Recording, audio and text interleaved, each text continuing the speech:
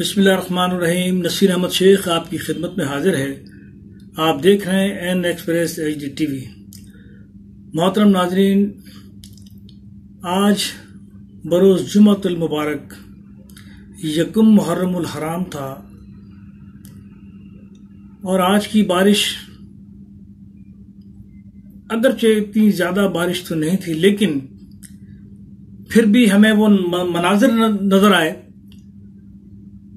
कि जो गुज़िश्ता बारिशों में हमने देखे कि बहुत गाड़ियां जो है ना वो तैरती हुई जा रही हैं और घरों में जो है ना वो पानी दाखिल हो चुका है।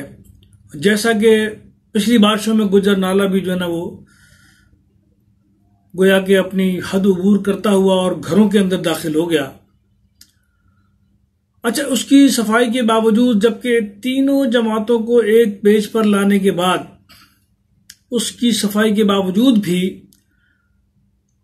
वो मकसद हासिल नहीं हुआ कि जो होना चाहिए था। इसकी क्या वजह हो सकती है कि हमने वो काम जिसके दावे किए थे वो पूरी दयानतदारी के साथ नहीं किया, और जो रोडों की हालत थी और फिर उसके बाद हमेशा की तरह कि इलेक्ट्रिक का जो एक रवैया रहा है और उनकी अपनी जो कारकर्दगी रही है वो बिल्कुल उसी तरह सिफर। बावजूद इसके कि हाई कोर्ट ने अहकामात दिए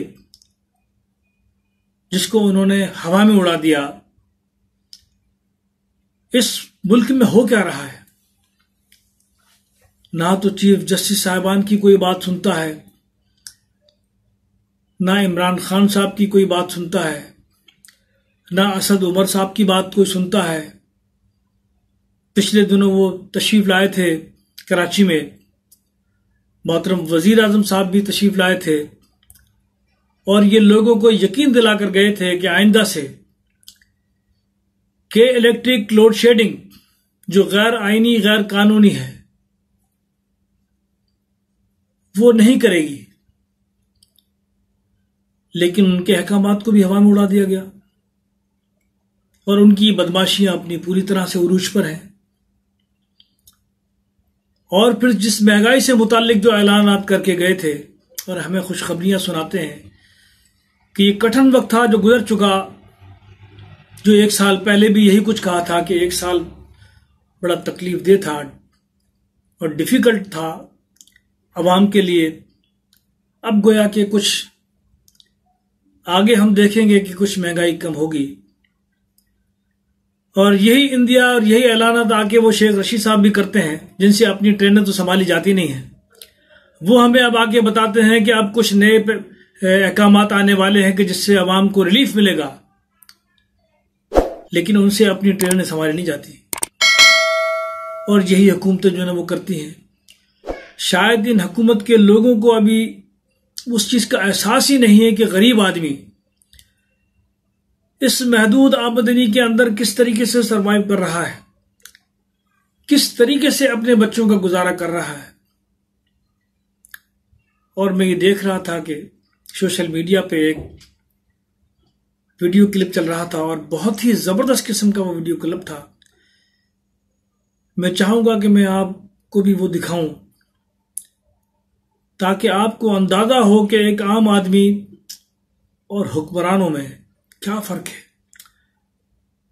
उन्हें एहसास क्यों नहीं होता, उसका सबब आपको उस वीडियो के देखने के बाद पता चल जाएगा कि वो क्यों उस तरफ नहीं आते।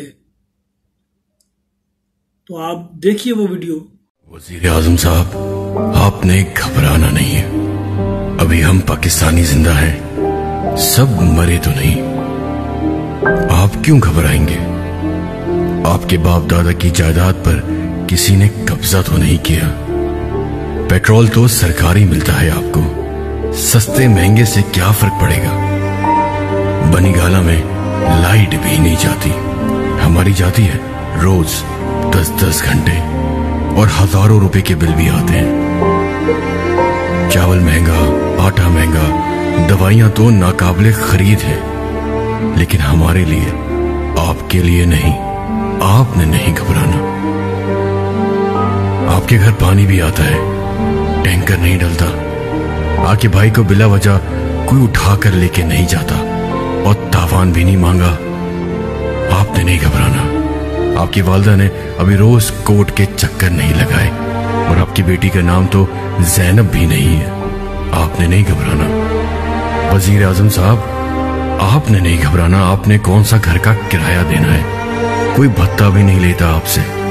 आपको अभी कोरोना नहीं हुआ और अगर हो भी गया तो अस्पताल में 4 लाख रुपए सिक्योरिटी डिपॉजिट भी नहीं रखवाना। आप कौन सा बाइक पर बेगम और बच्चों के साथ जाते हैं? टूटी सड़कों गड़ों में नहीं गिरते, टांगे नहीं टूटती आपकी। आपने नहीं घबराना। आपके बच्चे सरकारी स्कूल नहीं जाते। आपने कौन सा नौकरी के लिए रिश्वत देनी है? कौन सा होटल का गंदा खाना खा के आपके बच्चे मर जाएंगे? आपकी तो सैलरी भी आधी नहीं हुई, आपका तो मोबाइल भी कोई नहीं छीन सकता। आपने नहीं घबराना। अभी हम पाकिस्तानी जिंदा हैं, हम हैं घबराने के लिए। आपने नहीं घबराना वजीर आजम साहब। शुक्रिया।